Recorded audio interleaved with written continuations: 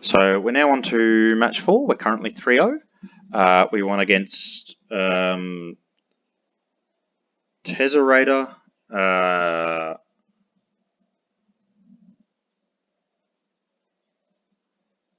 I forgot what we beat in match 2. Match 3 we beat what looks like Dark Bant Stoneblade or something, or a Bant Deathblade build. So we're on the draw.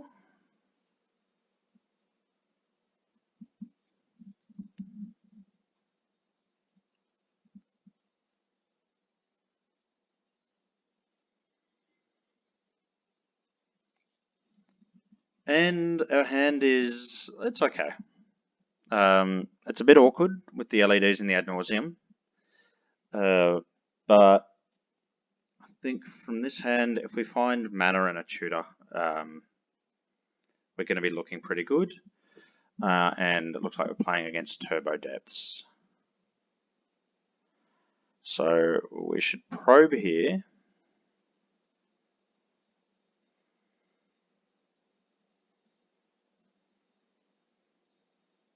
And I kind of think I'm into taking the crop rotation.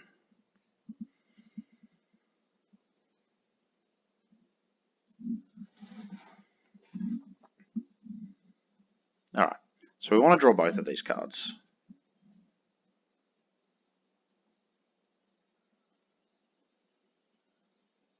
Wait, did we see the bog in their hand?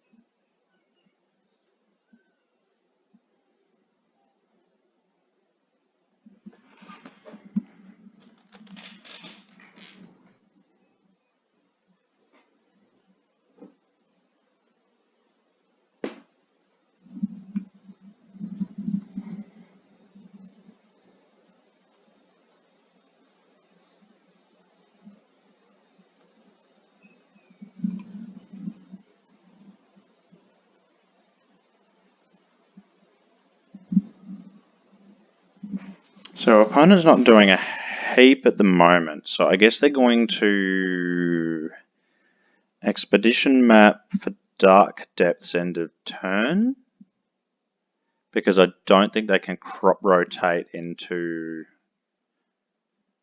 Depth Stage combo this turn. How much mana do they have? So they'd need 3.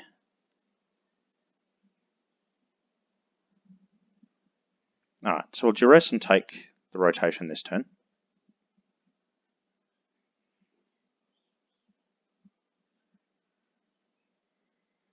Now rotate out of stage.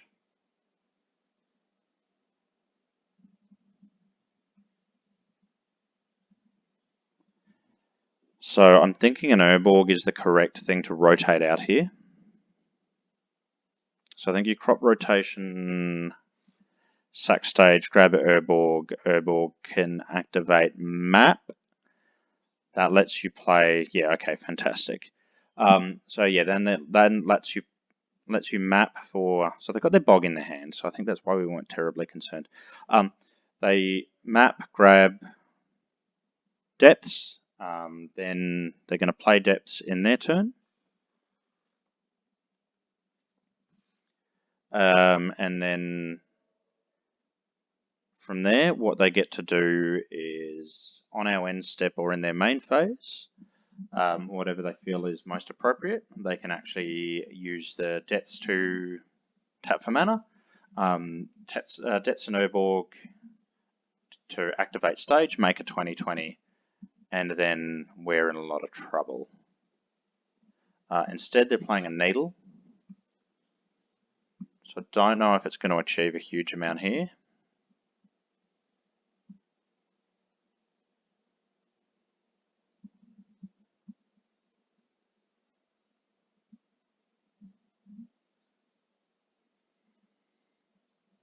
And I don't actually think we needed to fetch. I guess the main advantage for us fetching here is that lets us hit threshold a little earlier.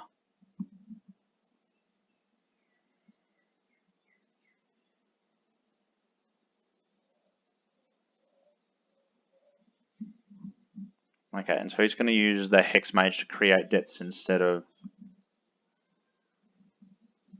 going the other way. Now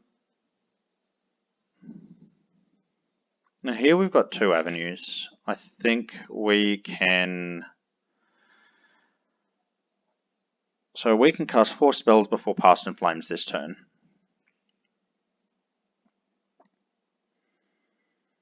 And we can cast the Cabal Ritual with Threshold. So that will give us access to 6, 9, 10, 13 mana.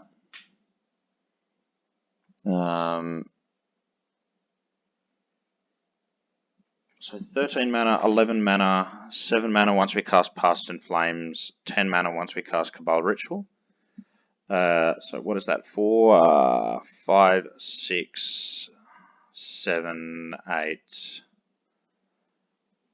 I think that should definitely do it.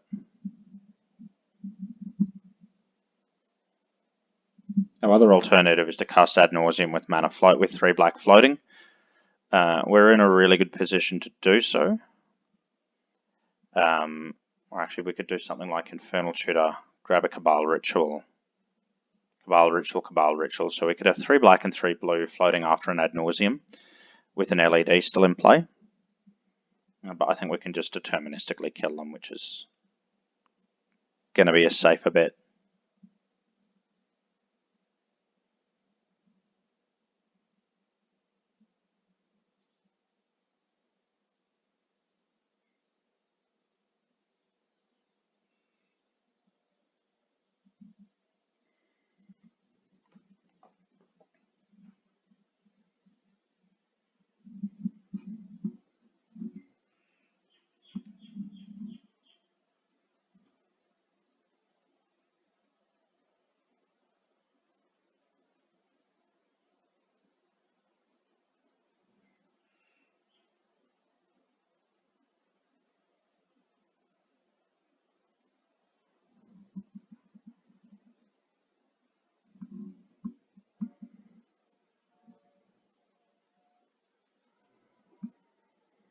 And so here on this, our opponent has a second Bokajuka Bog and... Oh, actually, no. Okay, so there's nothing he could possibly have. So he'd need his Crop Rotation Elvish Spirit Guide in hand. We know he's got a Bojuka Bog. And he'd need to have a second Bojuka Bog main anyway, which I can only imagine is unusual.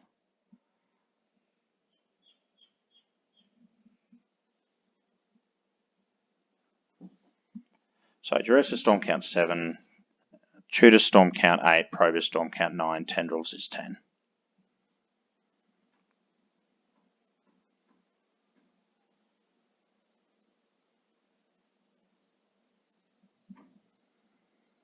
Opponent will make the Dark Depths. I guess why not?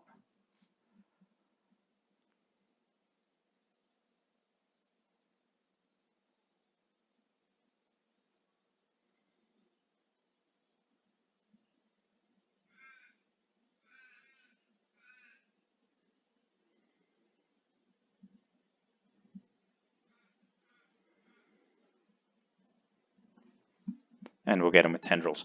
Now, we're going to move to sideboard in a second. Golgari Depths is an interesting one to sideboard against. Because there's 2 main approaches between players to their different sideboards.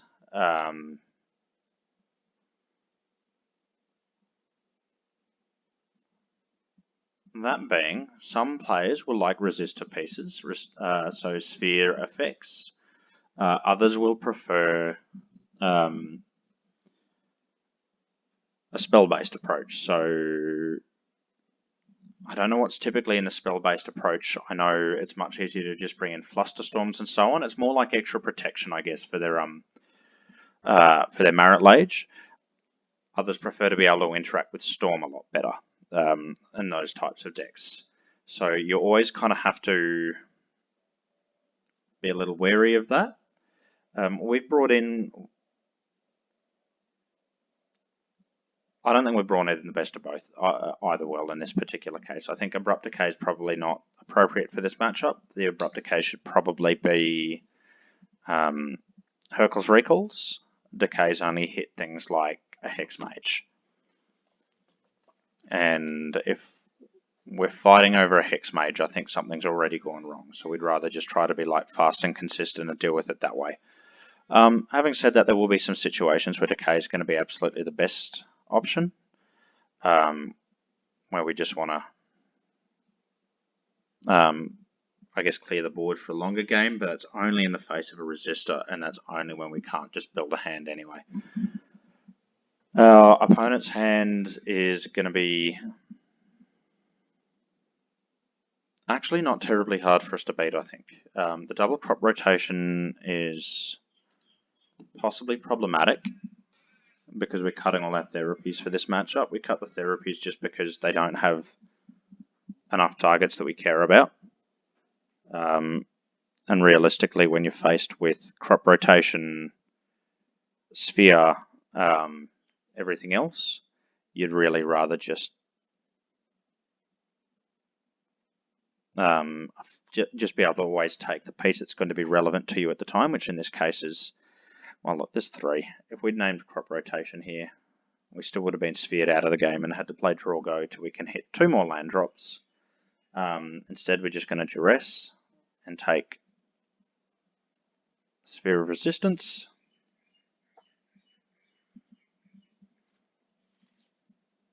And try to find a way around the crop rotations later on. A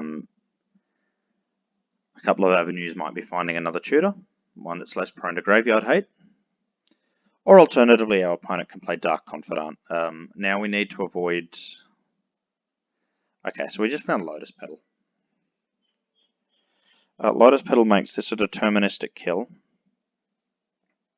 if we've managed to dodge exactly Elvish Spirit Guide. And I don't think we want to play around them finding exactly Elvish Spirit Guide. I just don't think that's healthy. And yeah, look, it's going to be a nice, straightforward win once again.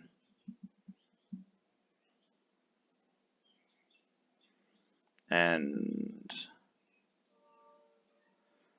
Moto is bugging out in a way that makes it look like our opponent's scooping.